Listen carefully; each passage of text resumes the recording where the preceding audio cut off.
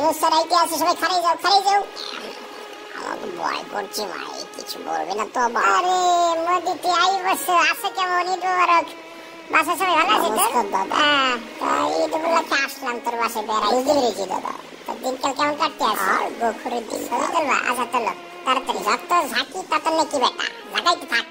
আমার হাত ব্যথা করছে দাদা, আপনি বসুন তো। মাইরি আচ্ছা ভয় কি আছে? এই খাবার কি আছে? সেট মেনুটা নিয়ে আসো দেখি। আমার আবার সময় কম, চাইনাতে আবার একটা দাঁত আছে।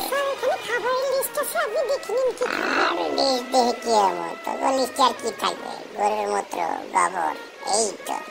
এছাড়া তার কিছু দেখে না লিস্টে। কি কইস মোদি? সকালে কি দিয়ে নাস্তা করো? দাদা এক গ্লাস গোমূত্রের লাচ্ছি আর ওই গোবরের পেঁয়াজও খেয়েছি দাদা। পেটটা বেশ ফুরফুরে লাগছে। তাই তো কই, ব্যবসা গন্ধ আসে কম মেঘ। একটা চা বানাও আমার জন্য, একটা চা বানাও আমার জন্য। এই ফেসবুকে স্ট্যাটাস দিয়েছেন কিছু ছেলেরা, স্ট্যাটাস দিয়েছেন যে ফেসবুকে যে চা বানাই দিচ্ছেন নরেন্দ্র মোদী, মোদী দিচ্ছেন আমাদের